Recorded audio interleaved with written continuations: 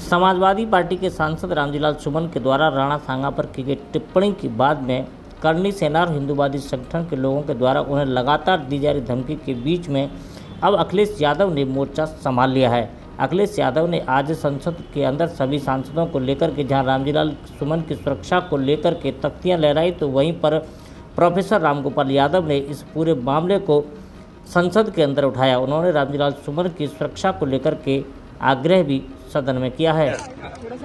रामजीलाल सुमन जी बहुत ही senior member हैं। PTI mic नीचे। इतिहास जो खुशहाली, तरक्की और हमें आगे बढ़ने के लिए रोकता हो, वो इतिहास माइक नीचे कर लो। और कई मौकों पर कई तरीके से मैंने बात संसद भवन परिसर में मीडिया से चर्चा करते हुए समाजवादी पार्टी के मुखिया अखिलेश यादव ने कहा कि उत्तर प्रदेश की सरकार नहीं चाहती है कि वह किसी कार्यक्रम में शामिल हो। उन्होंने रामजीलाल सुमन के यहां पर हुए हमले का जिक्र करते हुए कहा कि 4-5 थानों के अंदर लोग बुलडोजर लेकर के रामजीलाल सुमन के घर तक पहुंच गए, लेकिन मुख्यमंत्री की उस जिले में मौजूदगी के बावजूद भी पुलिस ने उन्हें रोकने का काम नहीं किया। इससे उन्हें सरकारी संरक्षण मिलता दिख रहा है। रामजीलाल सुमन जी बहुत ही सीनियर मेंबर हैं। जो घटनाक्रम हुआ है, इतिहास जो खुशहाली, तरक्की और हमें आगे बढ़ने के लिए रोकता हो, वो इतिहास ही रहना चाहिए।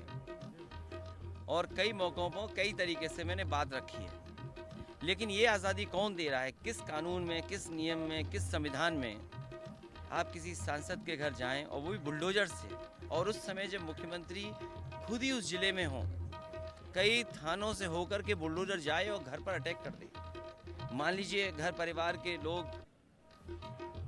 अगर कहीं थोड़ा विरोध कर देते तो क्या परिस्थितियां बनती। और केवल उन्हीं का नहीं, अभी रामविहार निषाद, उनके साथ व्यवहार हुआ। उत्तर प्रदेश की सरकार ये चाहती है किसी के कार्यक्रम में हम ना आए, किसी के कार्यक्रम में कोई शामिल ना हो पाए। हमारे देश की और धरती की खूबसूरती यही है कि हम सब लोग मिलकर के रहते हैं, एक दूसरे के त्योहारों में जाते हैं। और ये जो त्योहार निकले हैं, होली पे हम गले मिलते हैं। जो पुराने लोग जानते होंगे वो जानते होंगे कि होली पर हम गले मिल करके होली मनाते हैं, ईद गले मिल करके मनाते हैं। आखिरकार क्या आपत्ति है भारतीय जनता पार्टी को, और खासकर उत्तर प्रदेश सरकार को, कि उत्तर प्रदेश की सरकार कोई भी कार्यक्रम किसी का नहीं होने देना चाहती।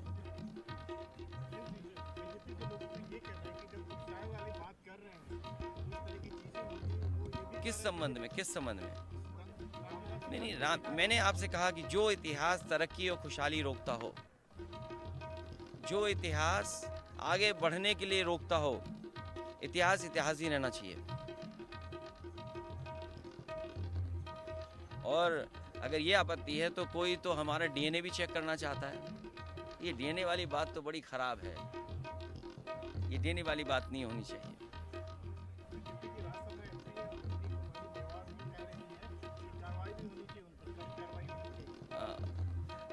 कार्रवाई उन पे भी होनी चाहिए। मैं उन विवादों में नहीं पड़ना चाहता हूँ। मैंने आपसे कहा कि अगर मंथन हो, मंथन का इतिहास हम जानते हैं, तो जहर किसको पिलाना चाहते हो आप? अमृत खुद रखना चाहते हैं, अमृत भी जनता को दो।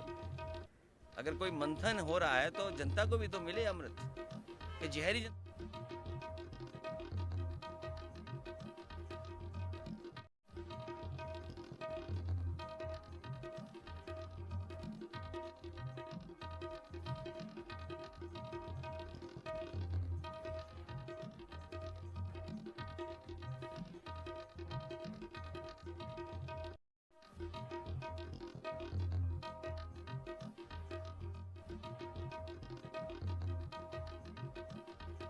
फ्राइडे को मैंने ये नोटिस दिया था आज के लिए, और उसके बाद भी कुछ घटनाएं हुई।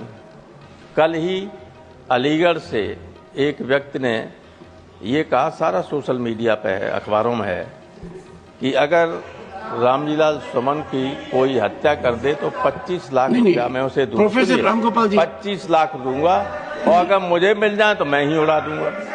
ये रोजाना हो रही हैं और इसलिए मैंने कहा कि इनकी सुरक्षा के संबंध में बात करना चाहता था मैं। प्रोफेसर साहब, या किसी एमपी की जान को खतरा हो तो आप उसको सीरियस लेंगे नहीं। इधर से आपने सैकड़ों लोगों से रामलीला सुमन को गाली दिलवा दी और यहाँ हमें मौका एक्सप्लेनेशन का मौका तक नहीं दिया। रामलीला सुमन को अपनी बात कहने का मौका भी नहीं दिया। ऐसे देखिए, once again, leader of the house Honorable members, parliamentary affairs minister जब चाहे तब बोल सकते हैं, कोई बात नहीं, किसी को एतराज नहीं। लेकिन अन्य लोगों ने भी जो चाहा तो कहा। देखिए, ऐसा नहीं है कि जो देखिए जो धमकी देते हैं। No, nothing going on record. Neither side, nothing going on record. ये जो धमकी देने वाले हैं उन्हें हम भी नहीं जानते। You have had your say.